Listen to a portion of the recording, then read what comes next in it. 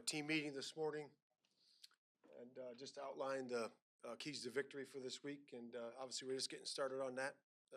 Did the game plan the last couple of days with the coaches and start to implement that game plan for first and second down today. With the offense and defense, we got a padded practice today, so it's going to be real physical. Got to be really physical in the kicking game.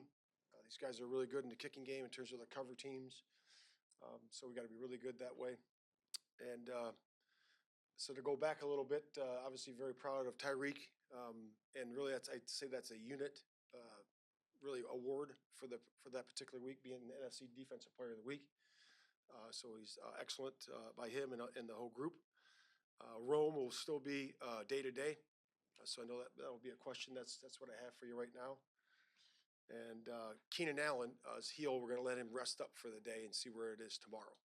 So that's where he is going forward. But again, we're excited about Sunday Night Football, going down to Houston.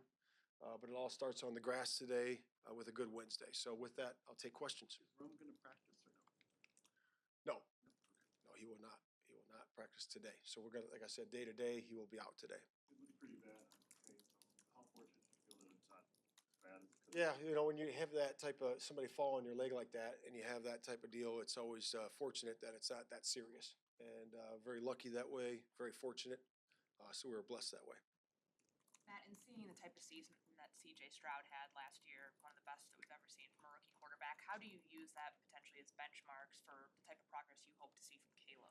Yeah, I just know, I don't like comparing players because everybody's journey is different, and everybody moves through that their own way. So it's matters where you finish up at the end of the day. But I will say this, that CJ did have a heck of a year with the yardage and managing the game and the explosive passes. I know he's got some really good guys around him, which is really good to have. With some new additions this year with another receiver and a running back, but excellent year. Again, commend him and the coaches and everybody on that staff. When you guys studied, I'm sure you studied the Texans last year before drafting a quarterback this year. What did they do to put him in a position to have maybe the greatest season ever by him? Yeah, I mean, it was coached well. I think he was coached well to stay in the pocket. I think that he naturally keeps his eyes down the field and doesn't look at rush, which happens to a lot of young quarterbacks. So he's able to do that. And like I said, he had a lot of good skill around him. Tank did a heck of a job when he was in there before he got injured, and then Collins is obviously one of the most explosive, best receivers in the league. Just about that. Why weren't you guys able to run the ball more effectively on Sunday night? You had a chance to go through the film, talk to the coaches. What was off there? Yeah, you can decipher stats and move those things as you know how you want them. But we really feel that we were solid there. I know we had some negative runs, the 19-yard sack, and all those things that take away from the true number. But again, the number is the number, and that's the way I live. But again, I thought the efficiency was solid. Certainly, we've had better efficiency in the past, and we're looking forward to getting that this week. Coach, when you were heading into this game, you said you wanted to see how Caleb would respond to what happened on Sunday and the days coming after it. Sure. So what has he been like the last couple of days, and where do you want to see that jump from week 1 to week 2? He's been really good. Since we watched the plays, him and I watched the plays, on Monday morning. He comes into my office and really good there. It's really good, with the players, owning up to everything and, taking responsibility for performance and accountability. That's what you need from leaders on the football team, not just him. And then moving forward to coming in this morning and figuring out what we're doing, how we're doing it, and having conversations with him. And I think that he's in a good spot. For Rome, have you ruled out a week-to-week thing? Is that specifically day-to-day, or is he still being evaluated there? Yeah, like I said, it's day-to-day. It's day-to-day. So, so it's we're in a good spot. It's nothing serious, and we're in a good spot for it. Do you account for the Texans rush going into Sunday? What impresses you the most about Hunter and Anderson, and then individually and then collectively what they do? Yeah, all the good rushers, obviously had God-given ability, and both those guys have that. They have their own way of rushing, but what they do is they have a great motor and they have great power at the top of the rush. So they can level back, they can bull rush. They have their way of getting around the quarterback. They can bore around the edge, and they work well with the defensive tackle next to them. They do a really good job of 4=1. They operate out of a 4-man rush, and they do a really good job working off each other. What was your evaluation of the offensive line? How did you think they did? I thought it was solid. I think that, obviously we want, better run numbers. I do think they protected solid at times. Again, we saw a couple ones where they didn't. Again, we're working on those things, being more solid and firm in the pocket. But again, it was week one, and the biggest improvement from week one to week two is probably the biggest improvement that you have. Coach, to that point, you with your defensive background know better than most people. Once you see things on tape, where you get a few of the leaks that you saw on the interior offensive line, defenses are more likely to kind of do things, kind of replicate those leaks. How do you get out in front of, things that you think may come as the defense try and take advantage of what they saw? Yeah, you're always working on that, right? You're always working on that. It could be in one of your protection teams. It could be on your offensive line. It could be in your run defense. Whatever that is, you always got to stay ahead of it, and you stay ahead of it with fundamentals first. And then adjusting your scheme. You got to be able to adjust and adapt, during the course of the game, but also certainly week to week, and adjust where you're moving your protection to. And I just think it's part of that. And we're all doing that as coaches in the NFL. First game results can be somewhat deceptive because of the opponent and first game and stuff. But from your defense, what did you see from your defense beyond just the effort and the aggressiveness, whatever? But what did you see from your defense that you feel, if production-wise, is universal, that will be sustainable, that will be kind of a definition of what your defense will do week to week? I think it's about being consistent. I think we were a little bit off on the run fits to start. In that game, we had to run a 26, I believe, and then 14 yards. So we were a little off on a couple of those. And just being where you're supposed to be, when you're supposed to be there, and just being physical. And it comes down to what we do on the grass. I always say that, but it's so true. And then being able to adjust in game, to be able to make sure that if you got an issue, you got to be able to fix it, pretty fast. And that's what I'm most proud of the guys. They were able to adjust, play really good technique in the second half and in part of that first half, and be able to stop what we needed to stop, and then make big plays down the stretch. I think that was a big part of the game. What's a good example of an adjustment you made or something you did that really fixed it? Yeah, obviously, after the punt block, things really changed.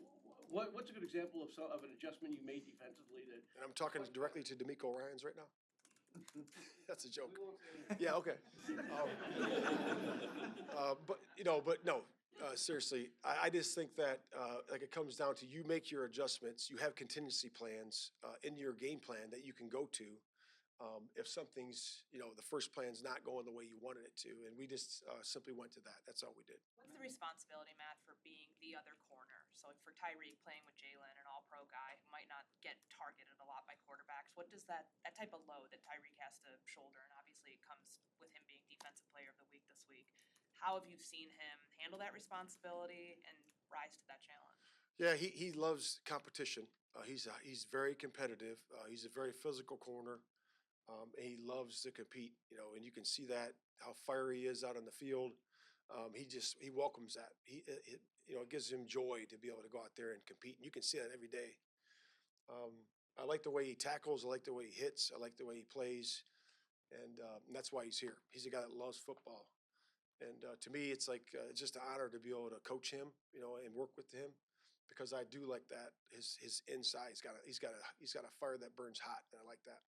What kind of responsibility is that though for a player who knows they're going to be targeted a lot more, probably because it's smarter not to target someone like Jalen? Yeah, I mean, he just, like I said, he's up for the challenge. He likes it, and again, when you're a corner in this league, you get beat sometimes, and it's got to be water off a duck's back and moving on to the next thing, because the next play they're going that direction again. So it's just you got to move on. Matt, what's your concern? Get more snaps in the game? Was that just kind of an oversight? Was that part of the plan? Yeah, I've seen him only less than 50%. So yeah. It's oversight, not part of the plan. I don't know about all that. I would say that it's situationally, we had 11 personnel where he was in, and then when G was in, so it was the way the rotation happened. Certainly, do we want to get Cole involved in the game plan more in terms of catches and point of attack blocking and all those things? Yes, we do.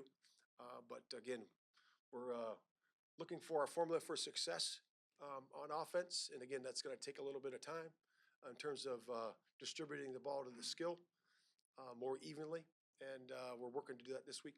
Matt, what's the concern level with Keenan? I know, he was a full go on Friday and he tweaked the heel on Sunday. What's your concern level going forward? Yeah, I mean, I think it's just about rest, you know, and then hopefully the rest helps. And again, I can't say it definitively right now, but I know that right now they're telling me, hey, he's going to rest this day. And then we're going to see where he is going to feel tomorrow to be able to do some practice.